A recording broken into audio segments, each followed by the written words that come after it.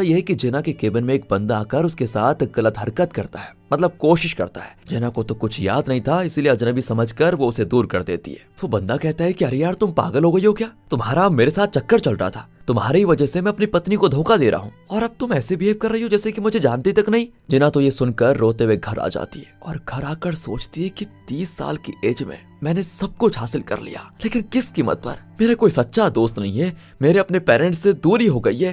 अरे इतनी बुरी कैसे हो गई मैं 30 साल में। मुझे तो ये भी याद नहीं कि मैंने न जाने कितने लोगों के साथ गलत संबंध बनाए हैं। अगर ऐसी सक्सेस मिलती है और इसे सक्सेस कहते हैं तो नहीं चाहिए मुझे सक्सेस। दोस्तों अब जाकर जेना को एहसास हुआ है कि जो सपना वो देखा करती थी उस सपने को पूरा करने के लिए वो किस हद तक गुजर चुकी है। अब जेना सोचती है कि मुझे सब कुछ ठीक करना होगा, मैं ऐसे नहीं बन सकती। जेना जाती है फिर से मैट से मिलने और उसे कहती है कि क्या तुम प्लीज मुझे बताओगे कि आखिर हमारी दोस्ती कैसे टूटी थी। मैट कहता है यार ठीक से याद नहीं है मुझे, लेकिन हाँ तुम्हारे बर्थडे वाले दिन मैं तुम्हारे लिए ड्रीम हाउस लेकर आया था, तभी तुम्हारे बाकी दोस्त तुम्हारा मजाक बनाकर वहां से चले गए थे। मैंने सोचा तुम्हें सहारा दे दूं, तुम उदास होगी, लेकिन तुमने तो मेरा 3 हफ्तों की मेहनत से बनाया वो ड्रीम हाउस मेरे मुंह पर फेंक कर तोड़ दिया और उसके बाद फिर कभी मेरी तरफ मुड़कर नहीं देखा तुमने। ये सुनकर जेना को बड़ा बुरा लगता है कि सच में मैं बहुत ही बुरी इंसान हूँ। इसीलिए वो वापस अपने पुराने घर आकर क्लोजेट में चली जाती है जहां से वो विशिंग पाउडर उसके ऊपर गिरा था ना। तो वो दोबारा रोते हुए कहती है कि प्लीज मुझे फिर से तेरा का कर दो,